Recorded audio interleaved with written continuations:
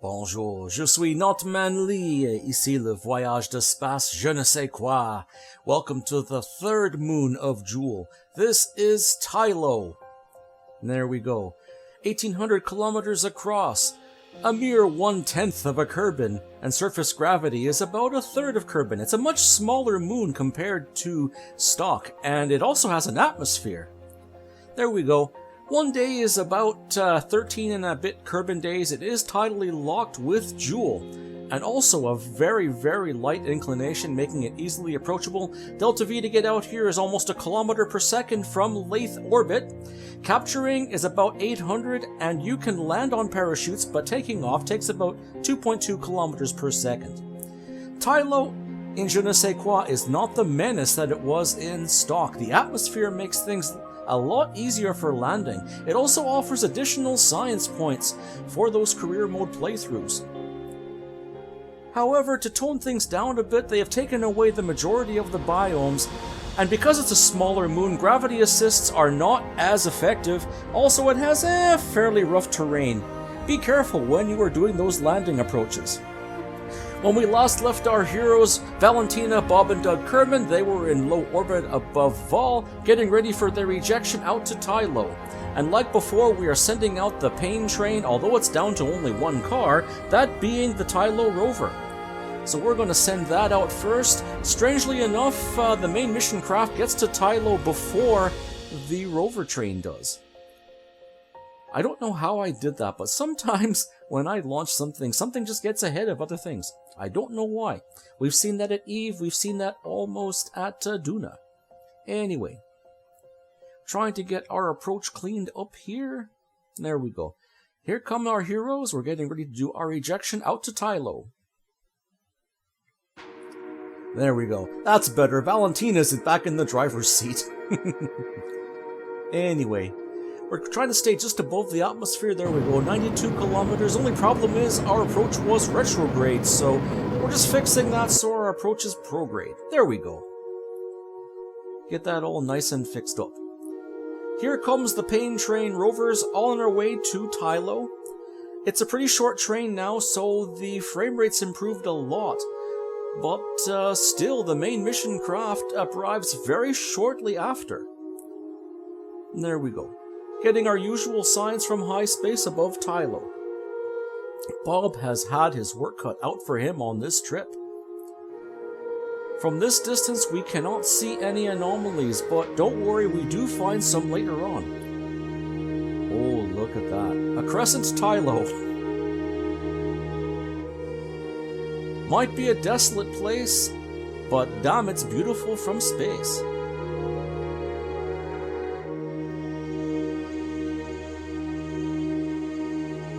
There we go. We'll see if we can catch a Tylo sunrise here. Oh, I guess we'll catch one later on. There we go. Look at the surface of Tylo, visible through the atmosphere from space. It's a very light atmosphere. It's all nitrogen, according to Ohio Bob.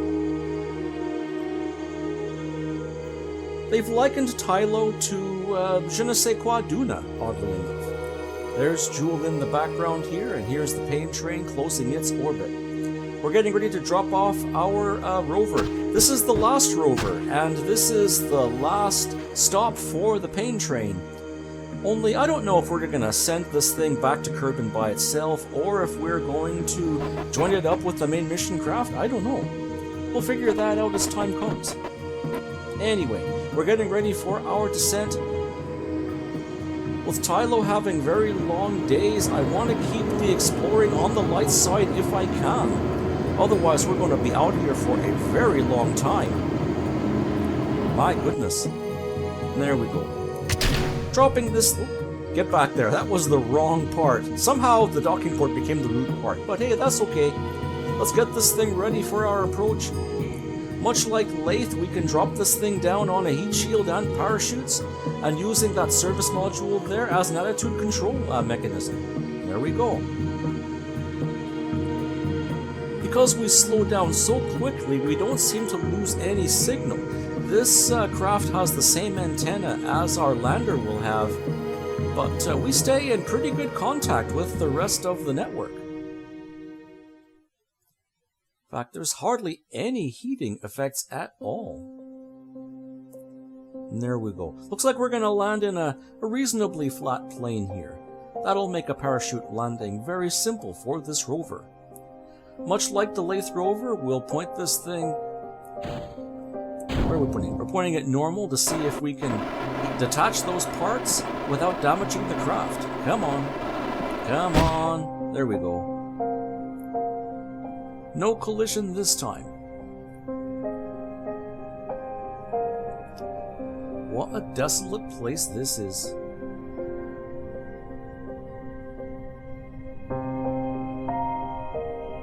My goodness. We managed to get some high space science on the way down as well. Tylo's surface pressure is high enough that the stock parachutes will work, even if you have tweak chutes fully working. You should not have a problem touching down on chutes, although I do apply a little bit of thrust. It depends on those wheels. Oh, there goes the service module, and we do manage to touch this thing down safely. There we go, Tylo Rover.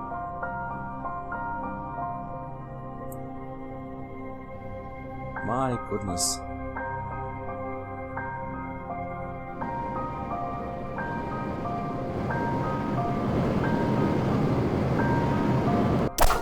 Touchdown! And this rover is now ready for when our brave heroes come down to the surface. I spy over here a rather interesting artifact. That's one of the pieces of terrain scatter, but it is hovering above the ground again. Anti-gravity. Unfortunately, the cave system on stock Tylo is not here, but hey, that's okay. They at least kept the other anomaly that is available on every stock world, including Tylo. Look at that, there's our gorgeous Tylo sunrise.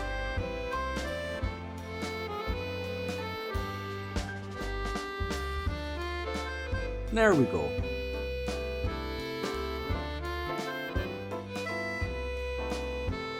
We get out Doug Kerman, he's out to the lander.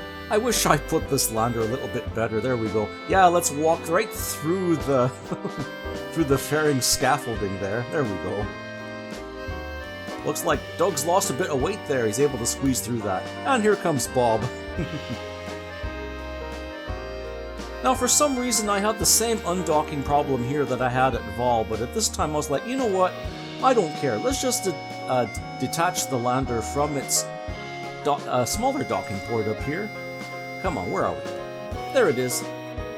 Hey, maybe if we can get this thing back up, we can always reuse this lander on Bob or Paul. We didn't need that, but who knows? Hey, we could always have a backup plan in case our rover isn't able to make it back into orbit itself. And there we go. This pretty much acted just like the Duna lander, where we had those air brakes and we were pointing prograde. Only thing is, we don't want to be running into the main mission craft when we do our descent. So yeah, come on Doug, get out of the way.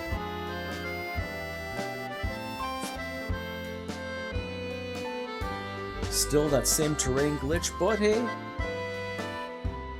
it actually didn't turn out too bad above Tylo. It was a lot worse.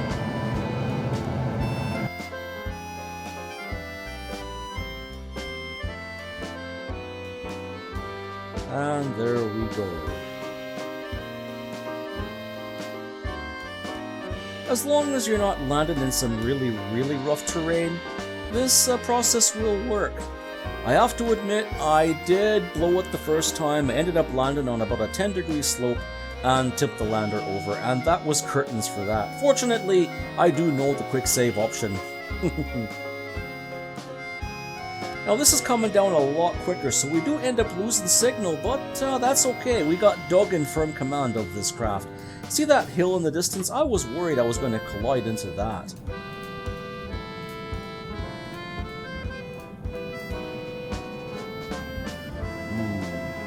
Not bad at all.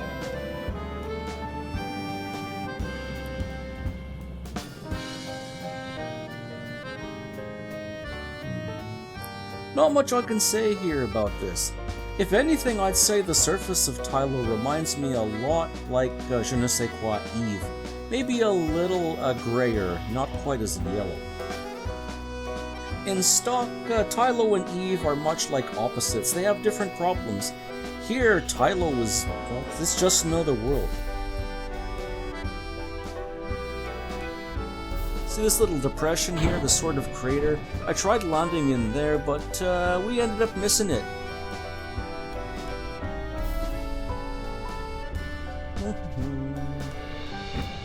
I'm looking at the slope indicator. There we go. We're starting to see it. There's some pretty flat spots there. They'll go with the air brakes. There were some flat spots, but I think we overshot them by a bit, so I ended up pointing this thing backwards on its path and trying to backtrack a little bit. Come on. There we go. That's a little better. We end up touching down on some pretty flat land this time. Main chutes open up without a problem. There we go. Just in case, we'll have them point radial out and hopefully touch down safely.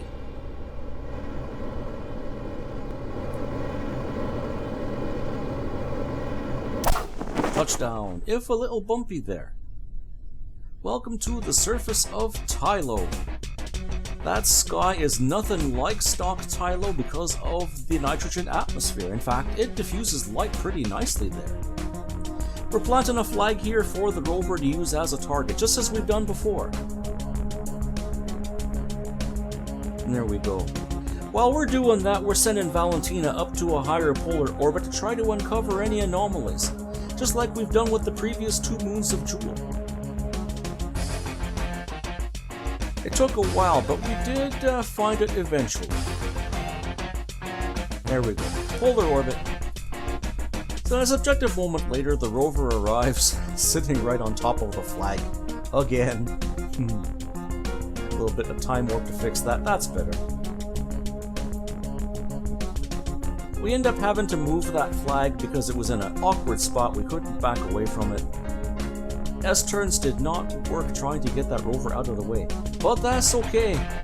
We just send out one of these guys to unplant that flag and replant a new rover target for coming back. Yes, this time I actually remembered to plant another rover target for the return trip. Oh boy, the lack of atmosphere. You don't say there. Maybe we need to fix some of these science flavor texts or descriptions or whatever they're called. We need a JNSQ version of all of these. There we go. New rover target.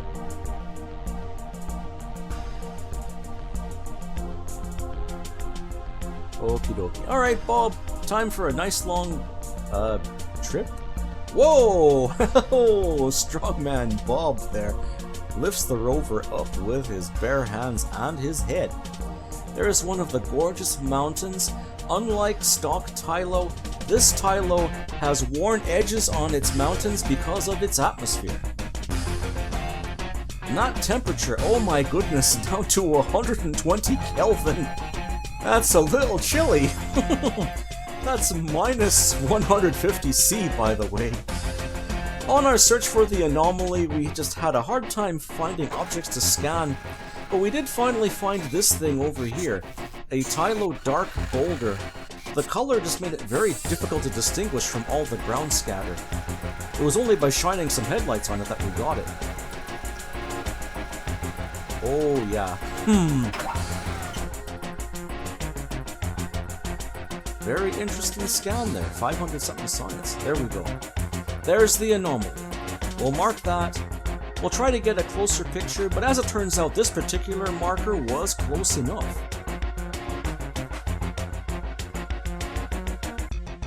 And there we go. We'll jump ahead to the discovery of the... Wait a minute, where are we? Oh, we're at the poles, that's right. We need to get out to the poles, see if there's anything interesting out here. That cliff over there, that's the South Pole, and it looks really nice. I didn't see any terrain seams or anything, and that Arctic sun looks quite like something else, as did Joule a moment ago. Now we jump ahead to the anomaly. Oh, look at this terrain. There it is. On the way down, we found another dark boulder, and we found a light stone. Finally, something we could use the scanning arm on. This ended up being the exact same thing that we found earlier. But on the way, hey, look at that. We found heavy command centers from the random monolith there. There we go. There's the light stuff.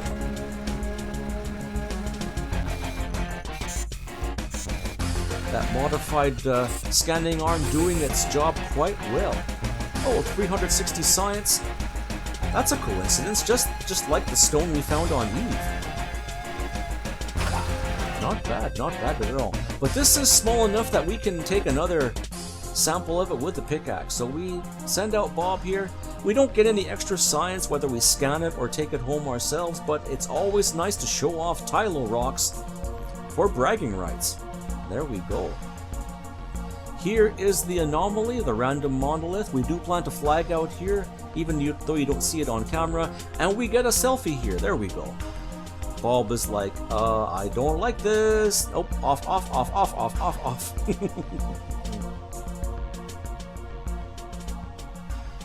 Oh, come on, Doug. You had to do that right on camera.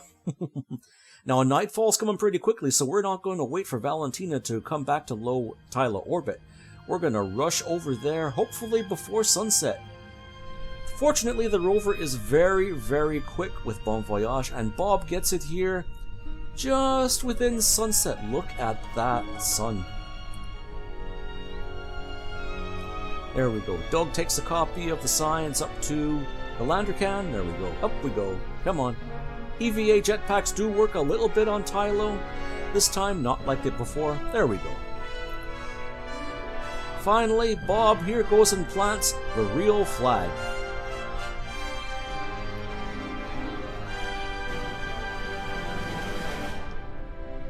What are we going to call this site?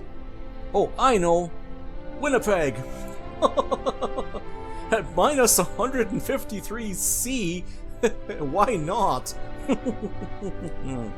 I hope you remember to plug in the block heater on that rover. Oh well, those RTGs should keep it warm enough.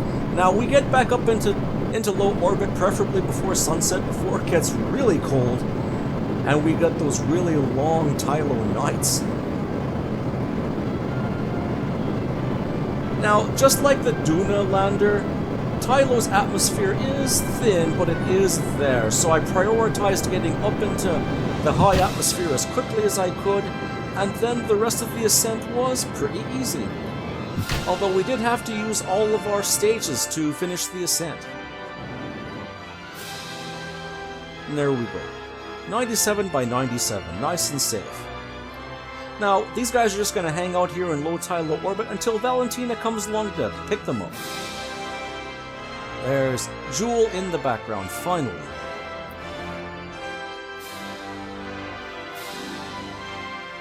And welcome back, guys.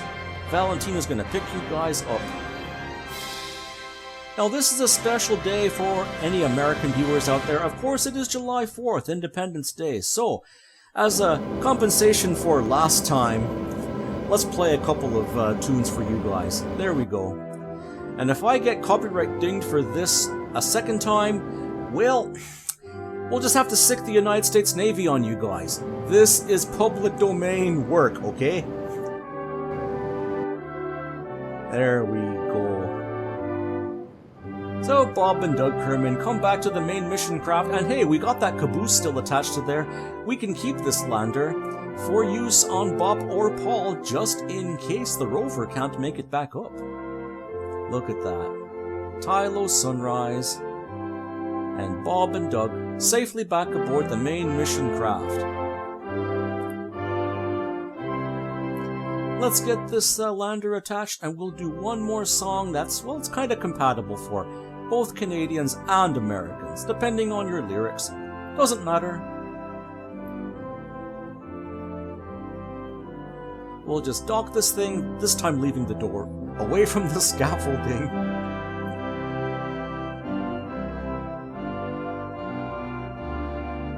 And there we go. There's our backup plan for Bop and Paul.